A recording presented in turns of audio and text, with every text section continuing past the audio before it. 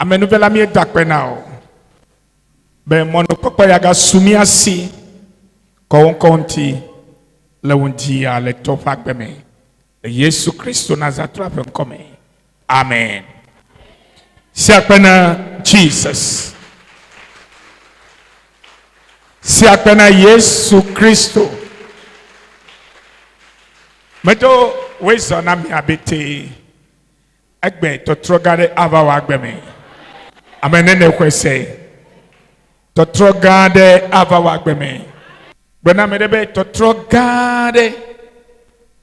Brona medebe to trogade avawa agbeme. Pata. Agbogade ne vunao. Le Yesu Christ von come. China medebe agbogade ne vunao. Le Yesu Christ von come. China mebu be agbogade ne vunao. Le Yesu Christ von come. China medebe nui kele mopomna. Ne suasio. Ape peke ne wunu. Le Yesu Christ von come. China medebe ekui ka odonawa. Edoleme.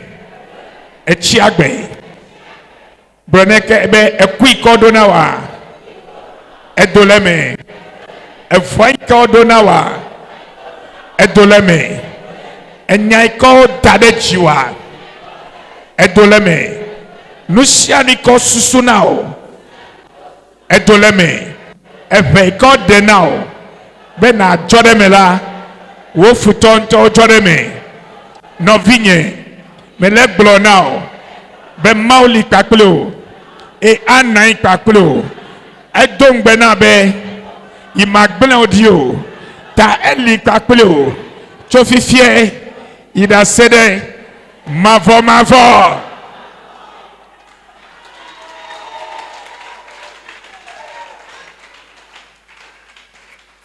Sefi. Vondeke ma jode jiwo. China medebe vondeke ma jode jiwo. See, just the Holy Ghost is just directing me. So let's follow the Holy Spirit. China medebe vondeke ma jode jiwo. Osusuibe. Bobo adile wafeme. Le December keme. Gakeme le blona be. Ne egli adila anye jijori le Yesu ben come amesia meka mede dobe ya poison la back to sender Amesia me koko won koko ide tepedeva blau. Me tu ka fifi lai. Amen. Amesia me ko glonya badade de jio. Jesus. Me deole me. Amen. Amesia me ke won ko le troko de me. Jesus. Bi ko de me. Jesus. Togo me alo to ade to. Jesus. O to na de wo. Jesus. Me te freedom me. Amen. In the name of Jesus. Amen. Amen. Ame yo kata pesusu. O toto o glonya chungu ne o. Jesus. Ya o de susu de o be yiwa wona de o. Le veve seseme mau ne gbogbo tro fesusu. Amen. Amesia me ko dala pada si one. Jesus. Ya me ma le o de dome. Jesus. Be ya tunu akliwa. Mau ne gbogbo na wa nyanu kode. Amen. In the name of Jesus Christ. Amen. Me glonya di. Yes. Egbe kuda. Jesus. Holy angel. Yes. Archangel Raphael. Yes. Ni chia kakuli nye kwakulo. Me fode kemacho. Amen. Le Yesu Kristo ben kome. Amen. Amen. Amen. Amen. Probe gbogbo kokwe. Baba kakwe. Chia kaklim. Chiaka kle. Nko nyenye Victor. Kanye Richard. Gbogbo kokwe. Baba kakwe. Mega ngombleo. Bagangolombe. Nko nyenye Victor. Kanye Richard. Probe gbogbo kokwe. Nko nyenye Victor. Kanye Richard.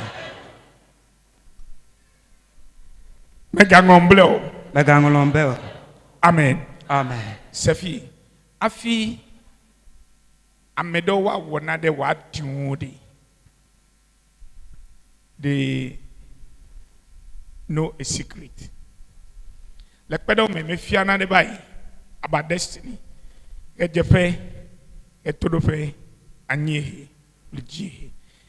Zigbanto me fianu keda amechichi de yom togbe de ebe prophet mane yira. Me fia le radio. I me senya ke pe kuma le Biblia me po. We have heaven and earth. Then we have east, west, north, and south. Okay, for the heavens, the planet, we have about the 9th planet now. That made that one research me. First heaven. Eata obe mi jifo menye mi jifo alo wo jifo. Ne onewa glebe wo jifo menye mi fiabe. Fonunamula. Mi fiabe. Owu deka. Hello. Flenemi. Isaiah chapter 1 verse 2. Isaiah 1 2. Ready be asrona there. Yes. Match now. Ne asenado me asrona do alema me dasiri. Anye nu sesepe me do wadu jiwe. Amen. Opogo do to wa okona gbogbo von nu onyo ba kona akọhune akọ ahne agba ko close ne nu keke gbogbo die o ko le na be wa onuka na yo to e ne chodo o gbogbo ko ni che na ne enya gbogbo ko lanto a de vi ke he chodo panye de vi ke onananu ne be asi do ya gbo fi le na be na enya be apple biscuit ne Fononamla. Yes. Alefia. Yes. Azaya pe agbanlen tagbanto pipi efelia. Mi jifo mi se. Mi jifo si fiabe jifoa. Osugo. Oh yes. Mi jifo wo alili ji jifo fia nyonu la le alili poji e o le chikom di le gbedomda ne ko le jikudoma wo that the first one ne mau dasile wo ya yira ngbonala fianyono la he la lili poji ela pena enya medo fe mau e wo menye wo mau ta jifo Mi jifo mi se. E anyigba puto anyi. Look at me global anyigba wo. Jifo gake anyigba nye deka. Oh yes. Me say, okay. Oyira be rejepe retorope anyehe ple jehe segbe now. E jipo kula nyigba che segbe now ever. Oh yes. In other words la kadodo nyene no paklo to me. Amen. Ameda globe de le mia fia be mi va subo anyigba aw. Maton subo anyigba o. Oh. Maton subo jipo. Maton subo rejepe retorope kake wonye wuse ke makota danyi. Oh yes. Amen. Maudwe. They all has their work and their plan on earth. Oh yes. Isaiah 43 verse 5. Let me see. Let me go. Look at alojene ya opedo na. Isaiah fe agbale tabla ne vo eton pipi aton. Megavo ela bena melikpli o. Maklo vi o cho ejepefe. Menye vio wo. Oh yes. Cho ejepe nukata. O nukata ejepe. Vio. Ekpa before the sun rises. Eko nuka nunye de ko now. Amen. Eduk beda kaka pe mlai. Be aw mau ne unke ne me dome ne unke ne me fi ne les ame milo ne unke ne me yasime ne unke kaka emunke wa gbe aguje he ye nya gbona kula ko akobe na de to ana fe me kwa me de yo le fonji. Oh yes. Oh Yes. ana kwa me de be ba ho. Oh yes. Dake nkeke makiede ake vove na me de. Oh yes. Yes. Nkeke makie anye veve sese na me de. Nkeke makie amede ase nya vevede dake wela. Yes. I don't say na nuye. Amen. Tabe mégaphone ma plovio to rejepe. Oh yes. Rejepe. Yes. Eye duo chofimi. Yes. Ta ne eche dodola. It carries favor and blessing. Amen. Amen. Bon. Na me debe agbelen do me pa ne nyanu sikiki. Agbelen we. And agbelen for life. Yes. Ekwala me de wa. Osu hanumo tafrache. Me no fia me da. Osu hanumo the only graduate way.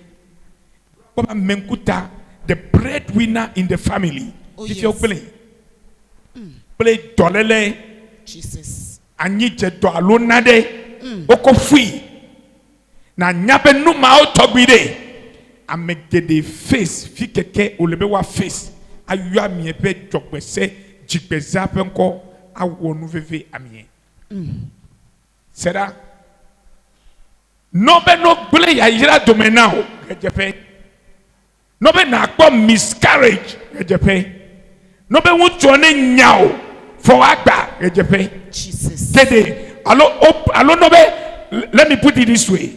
Ne awodo ma pogao rejepe. Woga achi feme rejepe. Amenyo wa tro me be adeo rejepe. Me fiana me gede be market. Me my room me tola me nyafike me todo. Oh yes. Ne me face me nyafike me face do. Yes. Amegede, let's say e planning ba me be ma Mama Dogbedare Alo Bema Dogbedare Jinei. Knowing well that I am a prophet. The command a new phone. The phone you have a compass. Let me set. Me trele. Get your peki get through pekani. Tanimenya. Never been a nyala man demena. Never my nyala. Me the kweko me kweko. Me trodo the direction. Kema duk be that now. He awoto. Ayiji awununi. Amen. Amen. Hello. Aye. Look at all the ele ma fia nu no lawelo. Yes. Kake nyawenye nu no lawegbe. Amen. Those days over anointing. Amobe melebe so me view no zo. Mele ha me view no la ke fan fifie o les ans. Oh yes. Secret o konemi ache Amen. Me anu no la ko az o cha to anze. Amen. Hello. Hi. Hi. Hello. Ta ma plovio cho ejepe. Chokpe. Ne senya do le de. Gana nu ne ba choro. Ba no chinamo, a china ofuto wa tro to melenwe. Oh yes. Ne senya do ko ne no tawe me. Amen. Amen. Ponunam. Amen. Ne fondi de face ga jepele wo come. Oh yes. Na chokpe da. Amen. Okay, G. Ma plovio ocho eje fe. Ma fonu o fucho etoro fe. Ma fonu ofu to ge todo fe ya blena nu kakanu le. Jesus. Ta nu kata ma be ma fonu ofu. Nu ka kaka fe no me kakere afofia. Ow. Power. Amede le fia. Oh yes. Fear with a prophet you have so many secrets. Amen. Amen. Ma okay, mana vio a to ge pava ma fonu nu fu. Ta say ne ye dola. Yes. E dokulu wo ya yira. Amen. Be obe wo wa si mega ke ota ajo. Alo amede ayo won ko. Ato a face ye todo fe. Ele ye po. Ele todo. Ele won ko yo. Le nya vodi oglo. Jesus. Le nya oglo. Nu ke ne gbelene. Nu ke ne kakane. Ni do agba. Ni to store. Ni wokele kaka ye do to voko plo ekpa. Ato work me so many days. Many days count.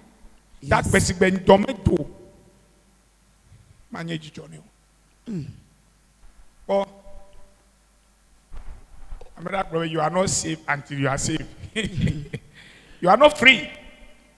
Yes. And necho, I'm getting necho vale nukele wa masemo. Like ne masemo. Oh yes. I'm one de no meji. Yes. Amedele akọgbọgbọde achofune. Ese penyama awokonu de akọgalaso awonade afiawe. Oh yes. Okay, ne we kenye Kristo to albe na no mede. Oh yes. It may be so many days of fasting. I don't know no mede ko. Na no to purify yourself and no holy me. Apenado atantro. Oh yes. Da mana via de to rejefe ma fonu nufu to retodo fe. Yes. Le tagbala me Bible abe efuofu plapla obeto kaka oma Yes. aboke le fimada atap le fimada amereche to le fi o chakawe kake sigbedere ladi blonya dia po kwa mekia ameke fata fe fi Yes. ado fi kole ko kokwa Yes. eso kole tonyo Oh. e koko tonye Yes. ta ne to ba pe tonye la mazole Oh yes. ta tonye peyaba. Oh yes. Aha. Yes. Yito Power. tonye Yes. atafo fi keke ole Yes. le fuome bedidie dila Jesus. adoba Amen. me glonyadi Yes. lucia ni kenye towe Jesus. to wonko Yes. ne troba now Amen. ne yesu wankome Amen. ne troba now Amen. ne troba now Amen. ne troba now Amen. lucia ni ke to wonko Yes. le futogbo Yes. le togome Jesus. aditome Jesus. eketome Jesus. ekotome Jesus. avetume Jesus. etrowome Jesus. sipikome Jesus. megbonyadi Yes. ne doba now Amen. ne doba Amen. Power. I Amen. receive it. Amen. ta mafo nunufu Oh yes. cho etorobe Maglona anye hebe chuebe. se anye heto chwebe bon wo soro na sigede amena dobe enyi anu afi Sifiabe, that person has power. Enyabe wo chomele pasime. Yes. Oponu namla. Yes. Elefia. Eh. No nyalo manyabe elefi. Yes. Ebe ma oluka magbone. Anye hebe chuebe. No chwebeleke. Number kono na afia benuka. Nyena de le gbowe. Oh yes. Nyenu ke le gbode. Yes. Ni ma ba je kwa de kuko. Madoko mako Biblia tonye. Oh yes. Mako ajola kwebe. Oh yes. Kwebe means power and authority. Yes. Tamauko unsema. Yes. Kone mi abe nuno lao. Yes. Danele hamela. Abobodokyo asegbe. Nenya gbodi la glonyala. Yes. Awodeji. Amen. Amen. Magbobe kwebe. Yes. Yes. It's a command. Oh yes. Me glonyadi. Yes. Amesiame. Jesus. Ekeko wo yayira. Yes. Sadeba bosonu. Jesus. Sadebe tefede. Jesus. Ekode godi jeme. Yes. Kode treme. Yes. Ezeme. Jesus. Me tefede. Yes. Me glonyadi. Yes, Lord. Me da silona. Amen. Baba kwebe. Amen. Amen. Amen. Ofia mi na de kole. Bible school. Yes. Efia amegede mianya. Amechichio anya. Efia ope zipi. Hogboy. Me nu gayo. Nu vide kunye. Yes. Amene nya no to. Modeke menyao. The secret is amemi nyonu. Me galasi do anyo. Hesro me galasi. Onya mechichi ya gbo no na. Yes. Ta kobe na lenkure na don. Oh yes. Akpobe nyonu chichiro fia unko no. Oh yes. Kaka ko fia da merode. Yes. Kaka ko fia da merode. Oh yes. Look at me. Your way jirenedo. Ta frache na me mimi anu fifila ken. Wado afia me kabaka. Oh yes. Check no. Akwe. Yatane fiado kula ume announce na kaba. Oh yes. Ame mao ne nade job. Ta frache zigozi adre ekpo godeche alo godeche. Yes. Otonko no jiraro de. Wa, mesekpo. Right? He ofito petron etaba he obli Jacob ojo yeri ekotron. Oh yes. Enyabe yito ne Israel Jacob plo ikli vio pli no vio jo na yito nu banto ava fofide yo ne tron. Oh yes. Ekotron. Oh yes. But unless you are able to seize the powers of your enemies, you can never overcome them. Amen. They speak of fire. Fire! Brother, fire! Fire. Agbere fire! Fire. Brother, futo! Futo. Mikule yeso come! Tule Yesu ben Brother, come. ku! Ku. Ome ku! Olagbe. Jesus. Bokpovo me wuni o. No nyi ojo. Ta esi etova treso bala. Eva no petron di. Mekpo. Ba ojo be ya. Eyi tro ho me mekpo. Zikpi onye mekpo onu vi na konye. Ekwe. That's it. Etova tu be nukata. Jacob nukata klovinyo ojo me kramo. Gawo e ga finye tron. Ya be ma wo search. Right? Ko no ko defi. Yo bubrai.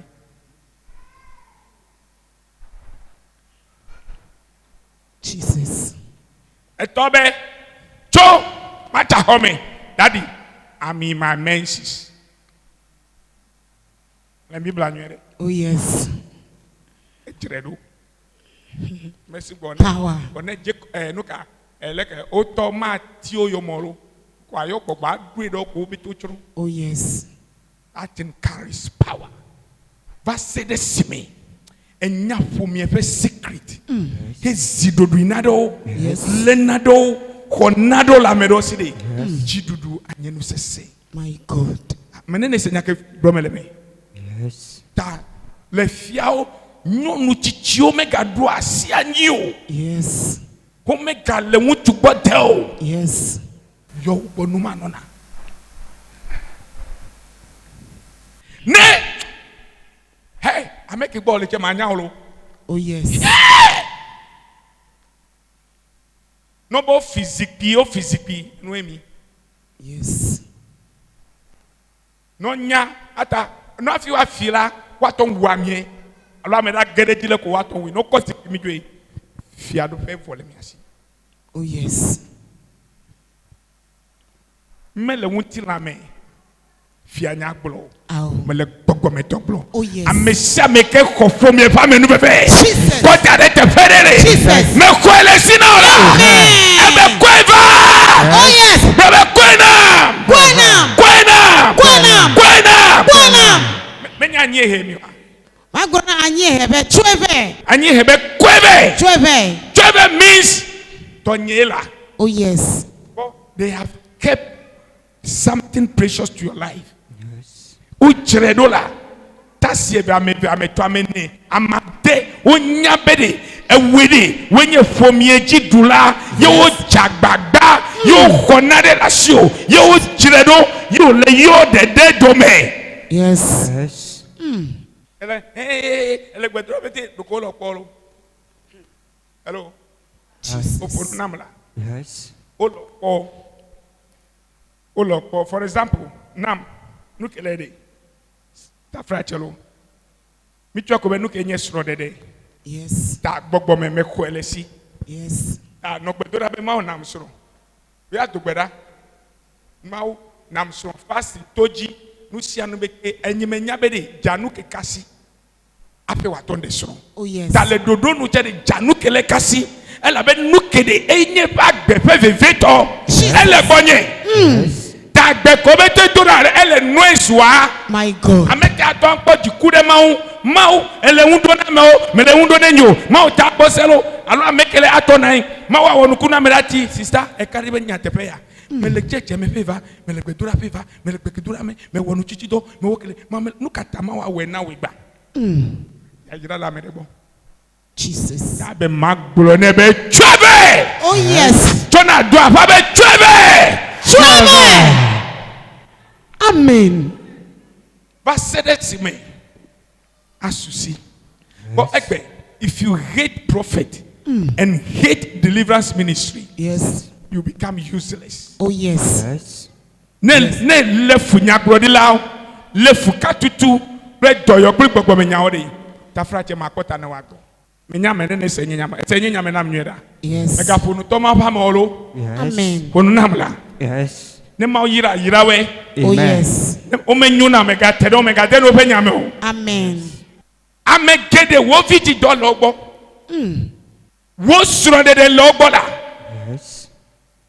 wo dɔwɔna nyuie le wo gbɔ edre nyuiwo ku ne le me va o ni ka na be dre ava be ele wo gbɔ Jesus. dzidzɔ le wo gbɔ wo xɔe la wo dzre ɖo va se ɖe si me agblɔ be tsoe nam Oh tsoe yes. ve Yes. with power Yes. and authority Amen. wa da si lɔ. Amen. Nyemenya wo nu veve nu xɔ asi eke le futɔ gbɔ egbe Yes. megblɔ nya ɖi Yes. no da si le wo na o Amen. mebe megblɔ nya ɖi Yes. no da si le wo na o la Amen. Amen. ɛhɛn Eye na dziehe be megasika medi o. jehe is a warning tso gbe ne me nya o mia ƒomedzo ne mi gaka si magiwo Yes. etsɔ adze mia dzi Oh yes. warning de Oh yes. ne me nya o mi tso line ke Yes. etsɔ afia mi Oh warning. yes. Yes. Ta mega sika amedio sika Amen. gɔme ɖe mega xemɔ na tɔnye o Oh yes. yimenya gbɔgbɔ yi ke le mɔ xe na o Jesus. egbe me de se na o Amen. le yesu be ŋkɔme Amen. betso gbedzia Yes. wo me kpɔm aga sika o la Amen. aga xemɔ na o Amen. aga gbɔ nya dadawo ɖe wo Amen. me gblɔ nya ɖi Yes, Lord. receive it I receive it. Amen. ne ma wa ʋu wo ŋku he anya ame ke nye ƒe mawo ɖo ɖa Yes.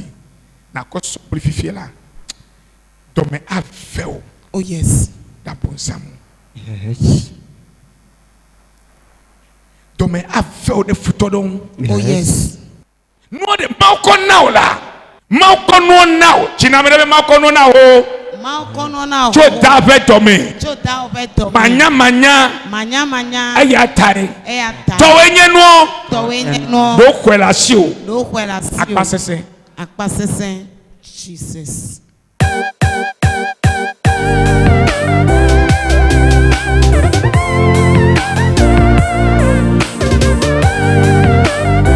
Brother Ways of Almighty Destiny Glorify Ministry International whole branch.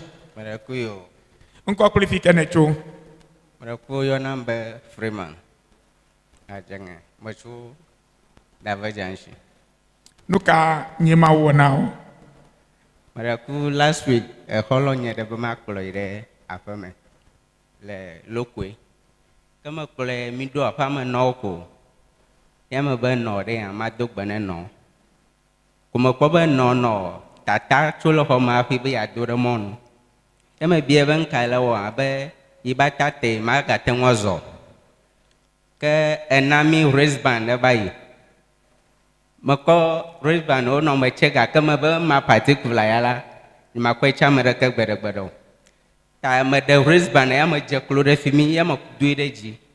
Ya me do gbere be wristband ya e tonyo kono doyomo.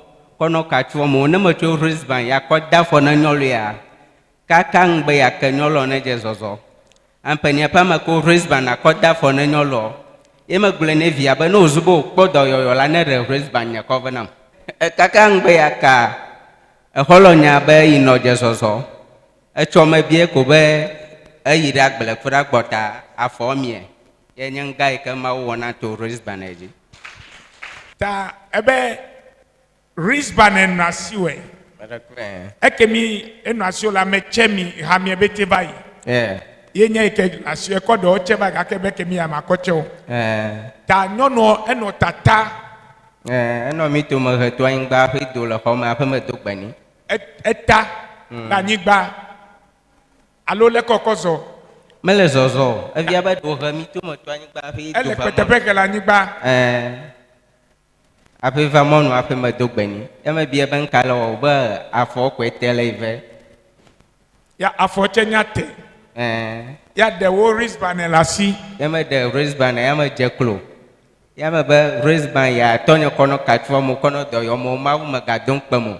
Ne me de wristband ya nyolo ya ba fo kakang be ya kene jesoso. Ko Ya me ko dia fo ne. Ya jo le gbo. me dia fo ne fo ya me gble ne fie be ne wristband na ne no ko do yo ko ne de nye ba wristband na ya nye majo. Ta e jo de le ko vawa. Me jo ben ke ko ye ko via yombe ino jesoso. E fia ba jesoso ta ye ko de wristband na. Ya ko be now. Yo ko venam. Okay, akpenema o de wa gbeta plenyon of agbeta be nukunu dogan kila mauton we. Amen. Amen. God bless you. Madam Weso, Maracuyo. unko qualifique echo. Nko yenye dupe holali mecho ho sava. Nuka nyema wo na ebe ya dida si ne kikia menise. Hallelujah. Nui ke mighty destiny fe mau alo probability me save mau wana menyebe. Ano abegle ti etonye ya nyebe sis no vinye perfect edo esta be never plenu covenant. E ko trogbona la etoku paton eke gakebe ipo itole shop. Eno ipo tu no ipo iche no po kakaka ta eme no kome abe chine no nyegba pe ba china nche. Ta esta leko abegle ti etomio ko ila benu ona tro ata na ya no nyekwa no koko bro gba no nu abe eto ta ne me ko me nche menya me nwolo enu obe ta eno nu ota ba gbe no va tro ko me ko ba gbe no de va kere me e ke me no me chao ya mbe a nkale sta wo kaka ba wu me me your prophet ta menya be daddy edogbere ta Sunday abe egbela gbenye consider ifenye ya daddy dogbereta o dogbereta ko me po be gbogbo va edokwi me ko me po be enke ono la tro ta kuda gbe mi pa ya daddy now back to sender oil ta esta me no ko me fie mo me wi de efe abaji e me chine ma obe mere kuku ne nye ya yo Prophet Victor Mensa e yo ko Esther nam e ke fo no gbegbele o kwenam la ke no mla baya chila ebe no metro basere fifiela ebe no metro inye no gan ke mawona amen nono meka we ebe nono me de gede meleke ano nyabie nemle nyabie ma den menamu edoche apondo de gbonye o ebe anti atafele ko bune chela me ko no nyabie no fodo re gbobo me wana sigbo sifia be aglanje jede ba gede me ebe ipo itokukuo le ebe shop fimi oto ta ebe no ipo ta iko chiana me jibe ne fon ta nyime belebe me to yo ya me ready ta ke china be yae ta me to gbeda pele le fi ko no metro bara ku e apene mawo amen de epe agbeta ko nami nade jode Esther Jivai ena menyabe eno eva kono do bara ku e ye me va to gbeda pele me broda de be ne eno le keke no sede me ne dichila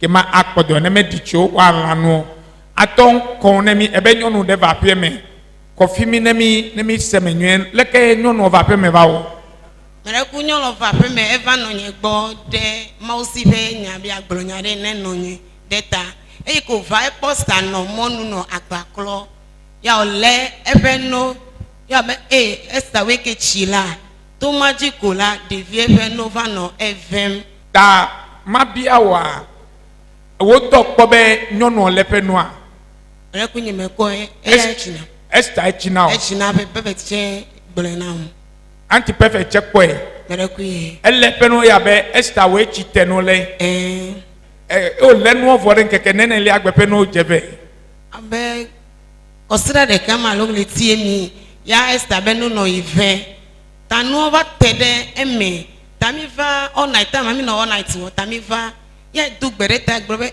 ni ma o me fe mi anu la nu ya zu cancer ko ke du gbereta le for me mi feeder for me nke Saturday ebe nke Sunday mi va che solime ya prophet ga du gbereta ko ya echi egba le church home efia be gba nyonu obe Esther chitenu ya o lenu ya lenu eno mi tututu o le eya ete me don kuji eno te pa sedeme ya me globe ne me dogbeda ne ma ve mi anu ne gbachi la fa ne me gbachi o gbonu la gbe rekui ta me dogbeda kli fida ko sida gbe me ga dogbeda kli le church ko enwochi le gbedo ko me le mighty destiny le hole fi ape mi jo rekui okay akpe meka mi la how reku vinya Esther okay sister ways over mighty destiny Mekuyo nkode Esther tete ha nuka nyema wona atodon kuji agblo gba jegomene mi enna pe me de meka eva pe me nyonu ka eva nuka ba wona nowe Meku eno feme ya nyon de fami aba feme Meku we dogbene nyipe grandmother ya ikemi ncheme dole okome be ma va komi kaiva ha ta hime dole amiebe Esther ewe kia echilo ya ikemi echitenu alo me grono doko be chilo alo be chitenu le a ya ko wole po ya me tete imegbe ya me va no lenu left one ya me ikome va chinant perfect yant perfect ko anointing le be bag me ya ko titi de jina ta di vire ko ya nyife no fa no nyife bede wa vem sisi na gata sike kaka enu ba le ade me Meku alo me don kuji oyiji na mi enu ba fe ode no me kai va no eba no tete vire ya ono chido ano nye tole ma ano nye fie de penkui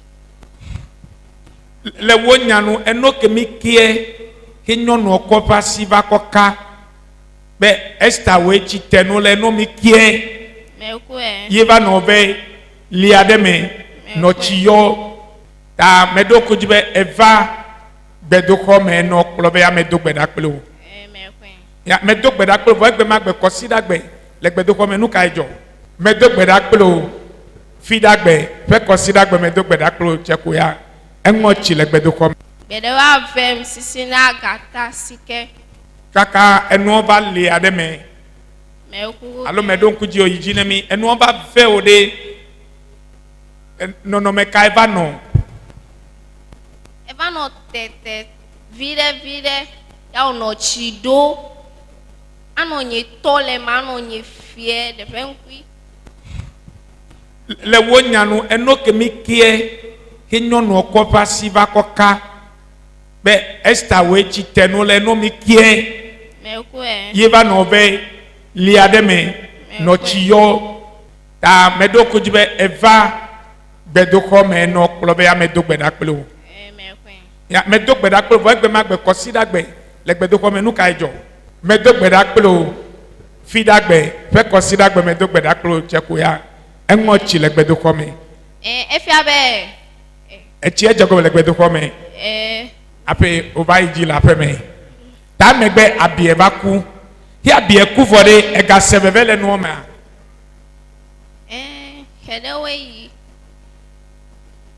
gase veve ya fifie ɖe etasi kura me ku ok amen gbɔ be amen si akpɛ na Jesus Christ Esther le mawo me ɖe asi esia mawɔ ɖoɖo nyuie ɖe wo agbe ŋu eya ta edze mɔxenu ko me tso mawo ƒe gbɔgbɔ kɔkɔe natɔ kpɔƒo xlã miabe te kpli ƒomeawo be vɔ ɖe sia ɖe kɔ ɖo le miawo mawo ne de mi le me le Yesu Kristo ƒe ŋkɔ me amen. Amen. Ŋkɔ kpli fi ke tso Ŋkɔ yi nye Denu Favor, metso ho dɔnɔkɔdzi. ho dɔnɔkɔdzi nu ka Mighty Destiny mawo wɔna o.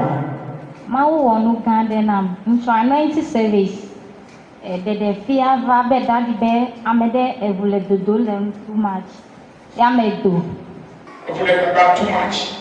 Do bagabagaba kɔkɔ. Eʋu le dodo too much. Too much. Too much. Too much. Too much. Too much. Too much. Too much. Too much. And the baby is here. I follow the two women. 2 weeks now, right? You're making. And the baby is here. I bet you two.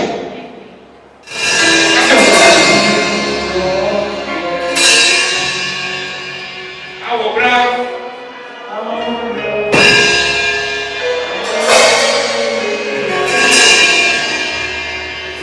Listen, witness the power in the water. This is the holy water. Oh yes. Sanctified with the blood of Jesus. Amen. And look at her and watch her well. You will hear her testimony. Yes. Open it for me.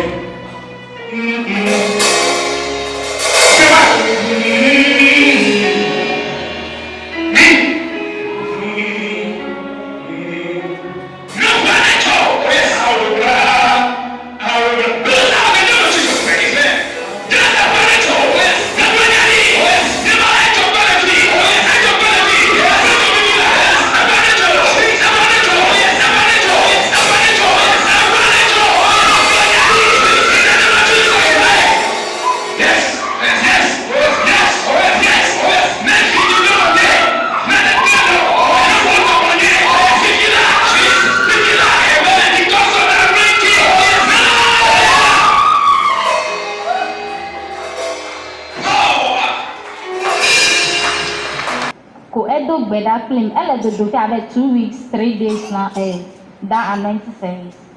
Ya me do wɔ deliverance nam. Nyateƒe mawu ƒe amegbetɔ ƒe mawu ƒe goma. Ewɔ nu gã aɖe nam. Ta mawu wɔ deliverance na me do ya me va check. Wòmekpɔ be susue tɔxɛ do la ewɔ deep black. Ya me nikpa vɔ ya me dzo ya ƒe me. ta he me jo ya fe me ya me ga kuchi be ma le ne ma ga koda be le ke ha nya te fe nya me ga bla because e de la me tanzana pa do aba me ton alo me ne alo ne me na te fe de la atanko de pes me kake to anointing service ji ada di to gbeda fi ma nya te fe eto na de ke me ga le nyo e nya nka fi wona Anointing service ke make the prayer line. maybe Okay.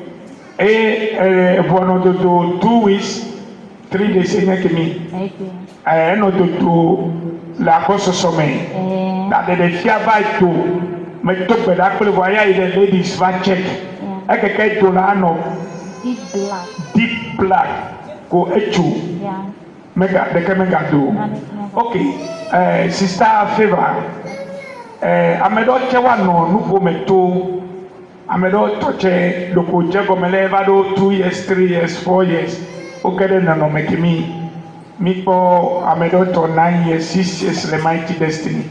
Nyaka na shio na klone ame ma to bi alo nukola ple nyaselao. oh enya ke la sin enya tefe ma sometimes na me le moto amova tunabe problem de le yoji bo awo honaga na tefe me va fia o me prophet me hogala sinyo ewe na me charge mcho ta do hia me de le ya me tum e ya me de gro ne be honaga David to le jeje le TV jide amount amega raise fifiewa ta enye o me hogala sinyo ta na me de le ya me tu never do me ave ma we akpo e ya ha akpo dede amen Le wonya no a obe mi le TV jita no wa do gbeda kra me se wa hoka.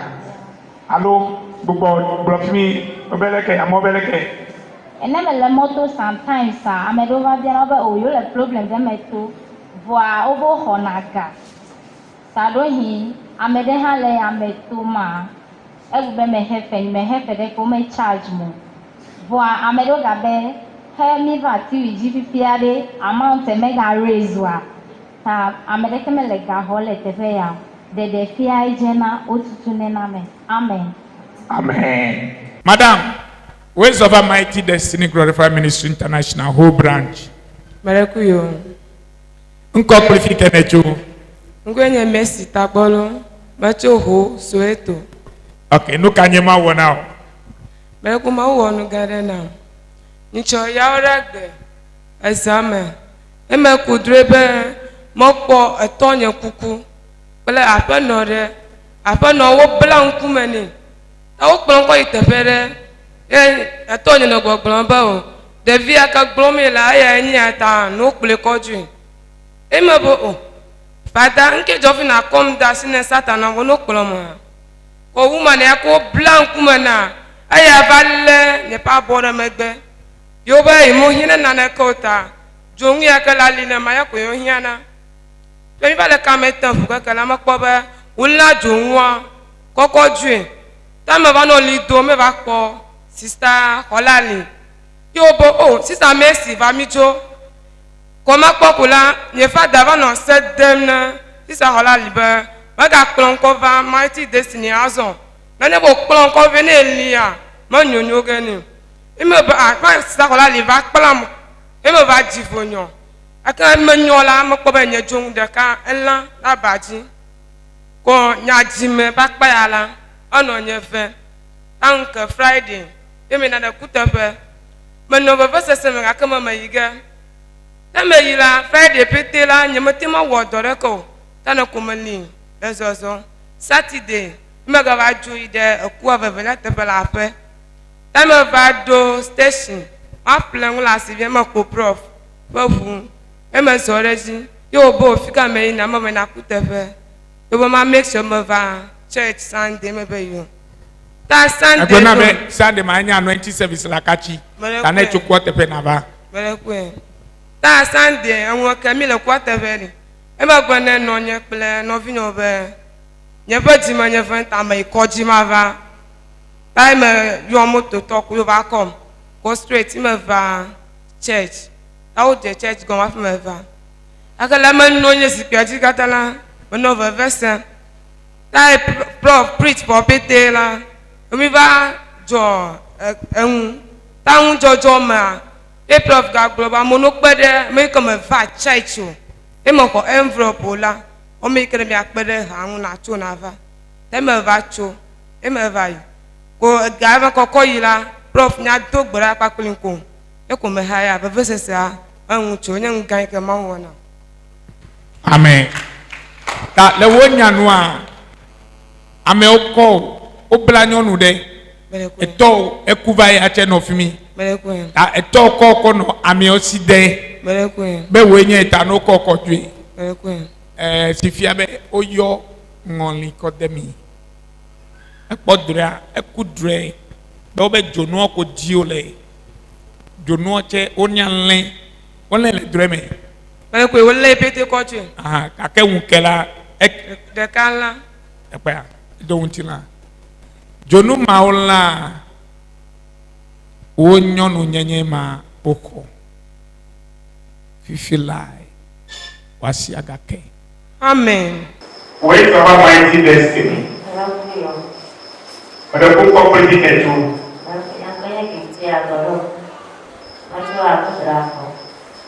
Apa draft bola kaki? Mau kuburan nak kaman kelompok.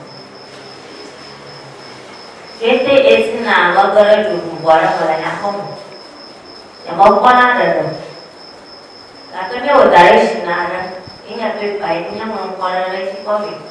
Lagi jalan takonya nak berdoa lagi. Jalan takon nak berdoa lagi ya. Ojo mau baik. Balanya. Dah itu.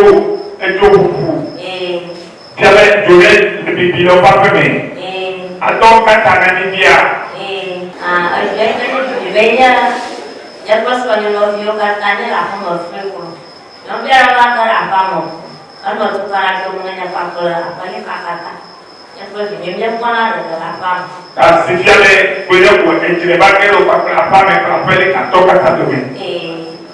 Ada usul mau sih dari sekarang dia orang yang mau lebih baik. Sebab siapa ni mau lebih baik kau ni? Ia mau upul apa ni kau kata kau? Ia betul benar ni ham, maka dia sini dulu yang betul lagi.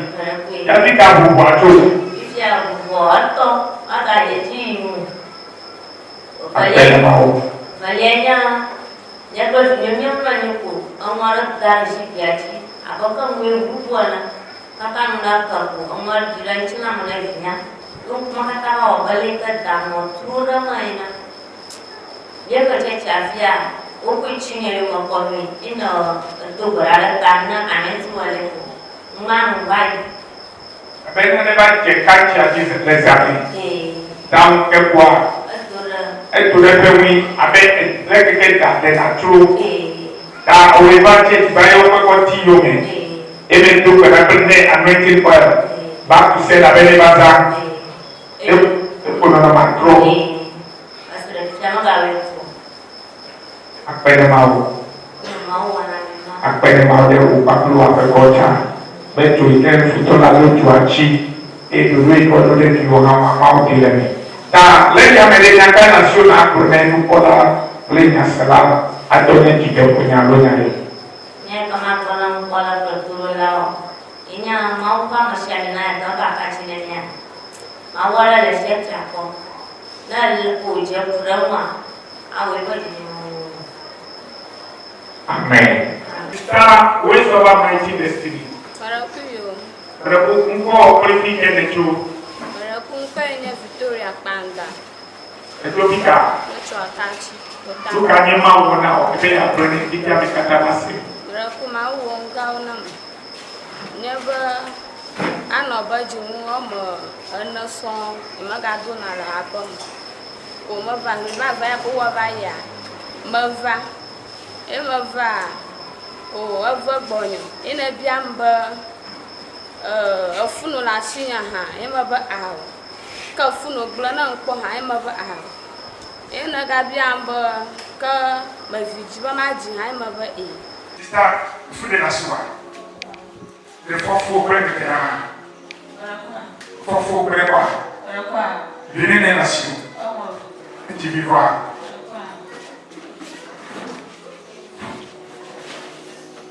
Ele me dia. Hein? mena na fi la fi o akami mena na me wo china bi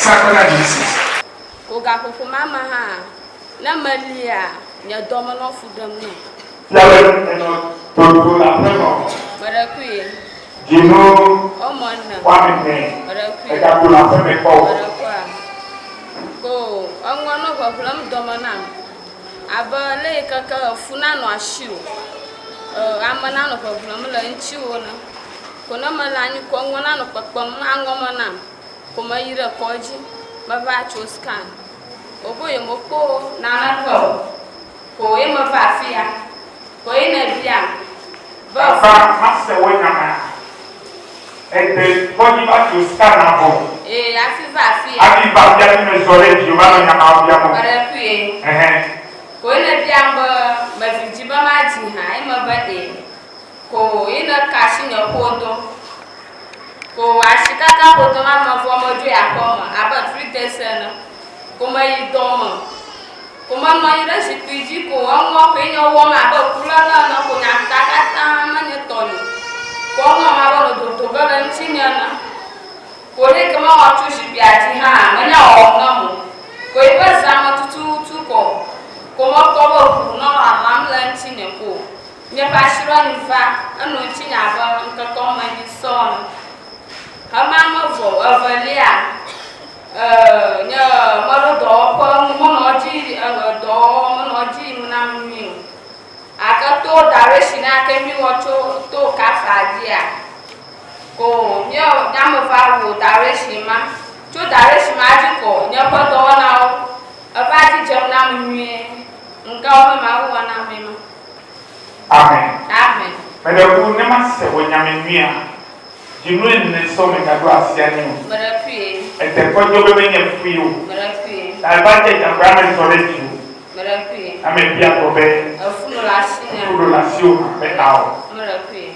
De le victima be e. That day le nyanu na me de me la si ba ma to ko fu ni. Ame to be la to me. Da si lo be bu ji to be la. Bara pie. Ala wo nyanu an ke to ate. Nkaka toba kuma kwa ya pashiro nyova